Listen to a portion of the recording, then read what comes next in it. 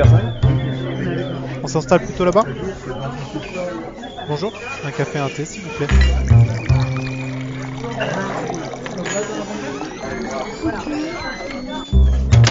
Café ou thé, c'est le temps de la pause. Bonjour et bienvenue sur notre série de podcasts Le temps d'une pause, thé ou café. Elle met en lumière l'actualité de notre écosystème de partenaires. Découvrez une série d'entretiens avec des experts de l'efficacité organisationnelle et de la digitalisation. SIRH, planification, GTA, relations clients, management, solutions paye, conseil, éditeur de logiciels, cloud. Nous recevons aujourd'hui Vivien Ambert, directeur commercial chez Nibelis, l'éditeur de la solution SIRH du même nom. Bonjour Vivien, merci de nous avoir rejoints. Tout d'abord, thé ou café ? Bonjour Cédric, café forcément pour bien se réveiller. Super, un petit café et sans plus attendre, la première question. Donc, nous parlons de Nibelis. Il y a quelques années, on vous connaissait surtout pour la paye. Désormais, on parle avant tout de SIRH dans votre écosystème. Pouvez-vous nous présenter un peu cette évolution ? Oui, effectivement, l'entreprise est née il y a plus de 20 ans autour de fondations qui étaient constituées par la paye. Et au fil des années, on a en réalité développé un certain nombre de logiciels, ce qu'on va appeler des logiciels RH, qui ont pour vocation d'apporter des réponses concrètes aux enjeux RH de nos clients. Donc, c'était la gestion des notes de frais, c'était le suivi de la formation. Et au regard du succès et de la pertinence, il y a près de 15 ans de ça, on a construit une offre globale SIRH autour de thématiques phares que sont la gestion des talents, la partie pilotage, la digitalisation des processus et auprès des salariés et auprès des managers et le suivi du temps. Fort du constat de satisfaction des clients de cette approche, on a décidé d'aller un pas plus loin et de se renforcer encore davantage en permettant notamment de ne plus considérer l'environnement paye comme étant un socle de base incontournable pour pouvoir utiliser l'outil Nibelis. Aujourd'hui, la technologie, la sécabilité des différents logiciels proposés par Nibelis permet finalement d'adhérer à quoi ? À un corps RH qui devient les fondations d'un système RH sur lequel on greffe, chez Nibelis en tout cas, un certain nombre de logiciels dont l'objectif est de répondre aux seuls enjeux du client, à savoir j'ai besoin de produire ma paye ou pas du tout, mais j'ai besoin de suivre mes talents, j'ai besoin de suivre le temps ou de permettre de digitaliser un certain nombre de processus. Si je comprends bien, on horizontalise et qui présage l'intégration de nouvelles fonctionnalités. Et peut-être avez-vous des petits insights pour les auditeurs ? Oui, aujourd'hui, vous avez raison, la notion d'horizontalisation passe par le fait que tous les logiciels ne sont que des facilités et on choisit quelles sont les facilités qui sont mises à disposition.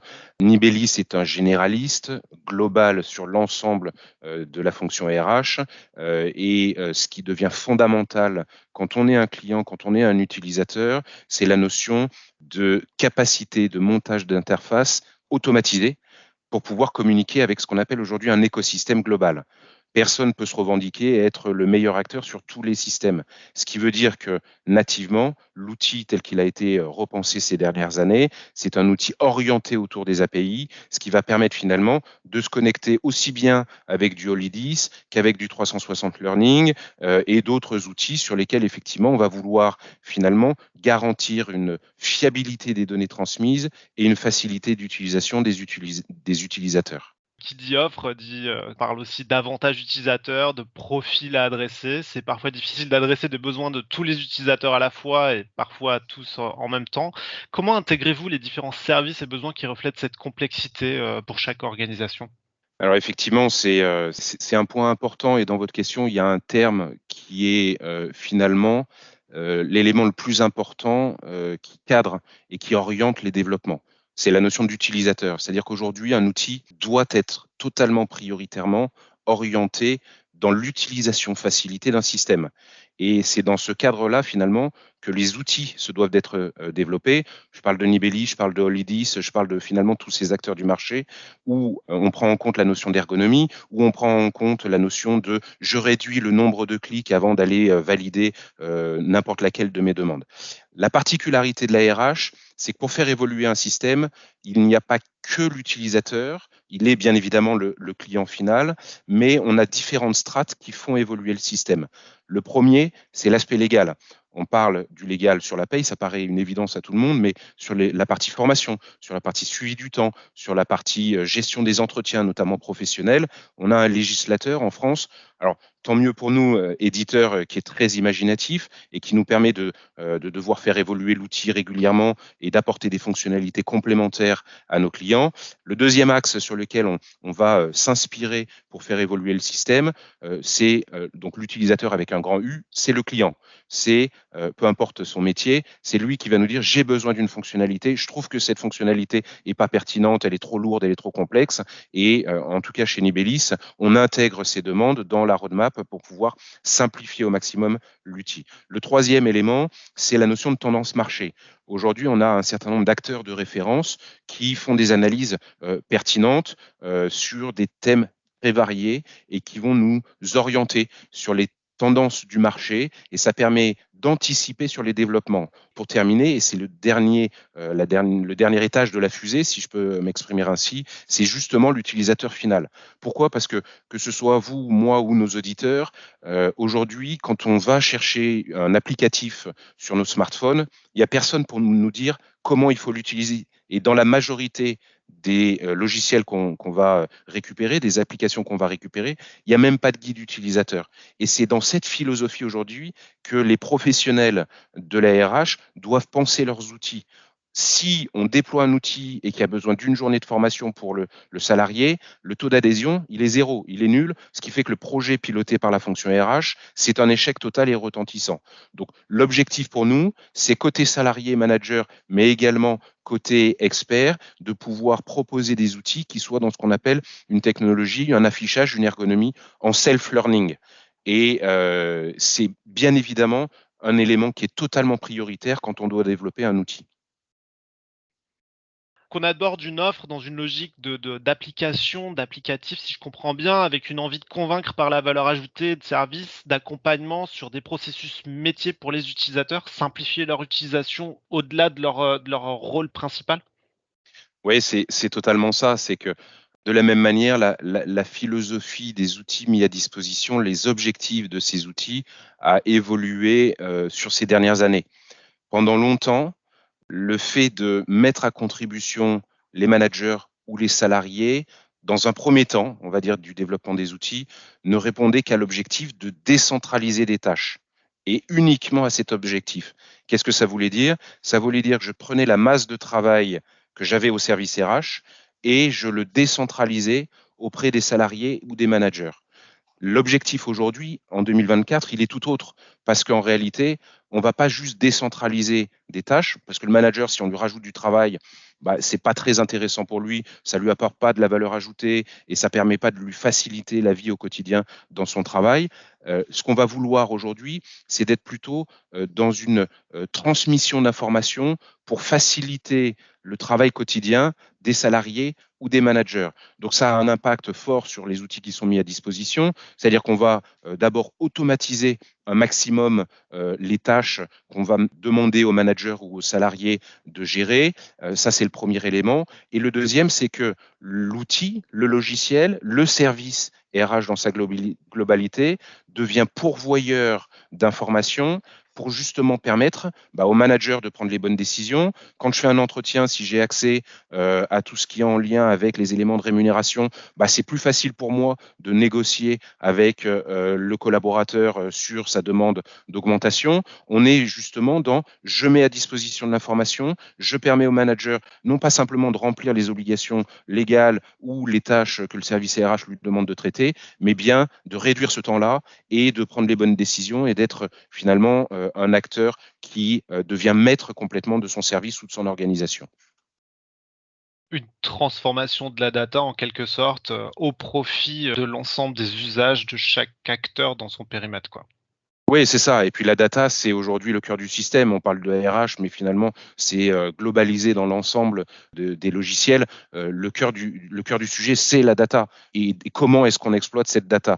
qui qu'on soit dans une organisation, on a besoin d'informations pour faire son travail. Que ce soit sur une ligne de production, j'ai besoin de savoir combien de pièces je dois produire. Sur mon service projet R&D, je dois savoir qu'est-ce que je dois développer, dans quel délai et sous quelle échéance. On n'est que sur des éléments de timing et de data. Et la vertu d'un logiciel doit impérativement être de transmettre cette information, qu'elle soit juste, bien évidemment, peu importe d'où elle vient, que ce soit d'un Ibellis, d'un applicatif tiers qui est connecté de manière synchronisée comme Oludis ou d'autres acteurs de digitalisation de coffre-fort par exemple. La donnée doit être fiabilisée, simplifiée dans sa lecture et son exploitabilité et permettre derrière effectivement de pouvoir prendre des décisions, mener des actions, piloter des tâches, etc. Comment percevez-vous du coup Times Square sur le marché SIRH au global? Times Square, on se connaît depuis de nombreuses années au travers de différents clients, partenaires. Qu'est-ce que ça veut dire? Ça veut dire qu'en réalité, on est des experts d'un métier. Et Times Square est expert sur la notion de planification sous contrainte. Il faut dire que Times Square est la référence du secteur sur ce domaine. La perception, elle est plutôt très claire. Elle est partagée par les acteurs confrères et néanmoins concurrents. Elle est partagée par les clients. C'est cette notion d'expert et de référence sur la planification sous contrainte. Et il y a un élément de notion de modernité également et d'évolutivité que j'aimerais pouvoir faire ressortir concernant Times Square. L'outil initial, c'était la planification sous contrainte et la GTA est venue en complément. Donc, ça veut dire que c'est prise en compte des besoins des clients au fil de l'eau des besoins pour pouvoir garantir une réponse qui soit professionnelle, complète et orientée utilisateur. Et du coup, si vous deviez résumer Times Square en 3 mots, vous diriez quoi? Alors, tout de suite, le premier terme qui me vient, c'est expert. Ensuite, c'est la notion d'évolutif ou évolutivité et la notion d'interopérabilité, parce que historiquement, c'était uniquement de la planification sous contrainte, donc il fallait forcément des outils complémentaires pour pouvoir exploiter cette fameuse data dont on parlait tout à l'heure. Donc, cette notion d'interopérabilité est fondamentale. Pour terminer, nous avançons aussi sur le renforcement des algorithmes, des moteurs de calcul. On parle beaucoup de machine learning, d'intelligence artificielle. Quelle est votre vision aujourd'hui sur l'évolution du cœur des outils au niveau technologique? Alors ça, c'est un vrai sujet parce que déjà, c'est un terme qui est très à la mode et j'y reviendrai dans quelques instants. Et c'est un sujet qui est pris en charge par pas seulement les éditeurs de technologie quelle qu'elle soit, mais également par les institutions. Et il y a un certain nombre de papiers de spécialistes ou même d'institutions européennes qui en parlent et qui tentent d'être en amont d'une utilisation extrêmement industrialisée de l'intelligence artificielle. Et le Parlement européen, dans un article de mars 2022 qui est accessible sur le site de la CNIL, explique d'abord que l'intelligence artificielle, c'est pas une technologie à proprement parler, c'est un domaine scientifique où on va adopter, utiliser, intégrer tous les outils qui peuvent être utilisés par une machine pour reproduire, et j'insiste sur le terme de reproduire, des comportements liés aux humains. Donc on pense au raisonnement, on pense à de la planification et on pense finalement à la conception de réponses au regard d'un certain nombre de data qui sont intégrés dans le système.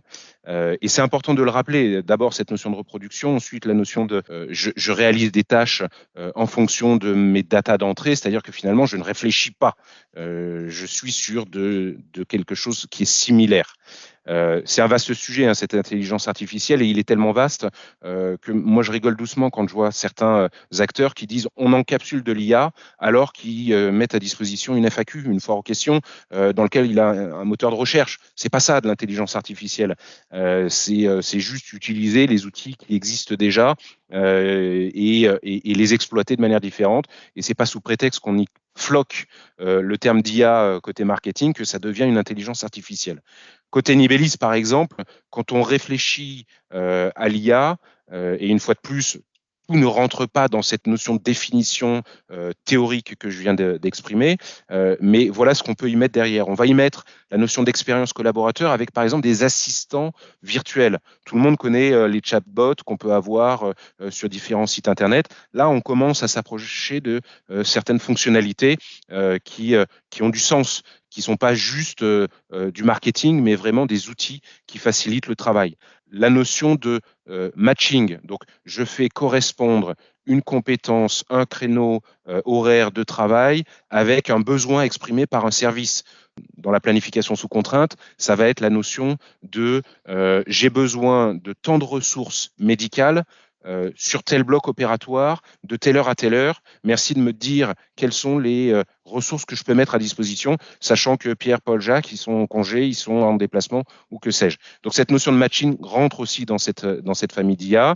La notion de projection de carrière en fonction de ma formation, en fonction de mes compétences cartographiées dans l'entreprise et des besoins exprimés par la société du fait de sa stratégie globale, comment est-ce que je vais pouvoir mettre à disposition les bonnes ressources et définir d'un accompagnement d'une ressource lambda pour pouvoir nous permettre d'être présents en Pologne, d'être présents sur un nouveau marché.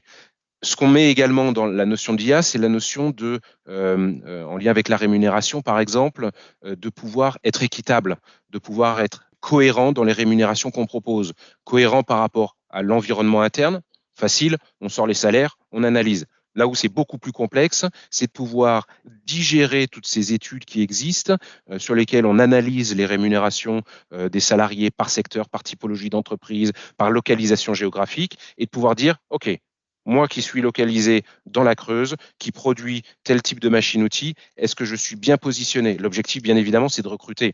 Le recrutement est un élément tellement central dans la croissance d'une entreprise. Ça devient de plus en plus complexe avec toutes ces générations dont les mindsets évoluent, qu'on a besoin d'être pertinent dans ce que nous, employeurs, on propose.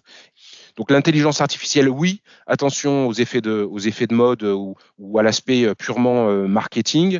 Aujourd'hui, on est dans de la reproduction. Je sais, le terme d'intelligence à proprement parler, mais on rentre dans une thématique philosophique maintenant. Est-ce que c'est le bon terme à utiliser? En tout cas, ça a des impacts forts dans ce que nous, on propose côté Nivelis, côté Times Square, parce que ça nous permet d'être innovants en permanence. Oui, au-delà de l'IA, il faut se rappeler que l'humain, il est vraiment au centre de la démarche et du coup, on parlait effectivement d'un aspect en fait interface homme-machine, simplifier l'acquisition en fait de l'outil notamment, ou de sa puissance de calcul et de transformer cette approche globale effectivement est un point intéressant et qu'on accompagne de très près chez Olidis. Accompagnement, support, conseil au-delà de l'IA. Vous comme nous, on assure le SAV, l'évolution de l'outil en fonction des besoins de notre société et de nos clients. Ouais, clairement, et cette notion d'humain avec un grand H est centrale. C'est-à-dire que un outil, effectivement, a pour vocation de remplacer l'humain des tâches qui sont chronophages, sans valeur ajoutée, et justement d'utiliser l'intelligence humaine, l'IH, si on peut l'exprimer ainsi, à bon escient, à des fins de productivité dans l'entreprise.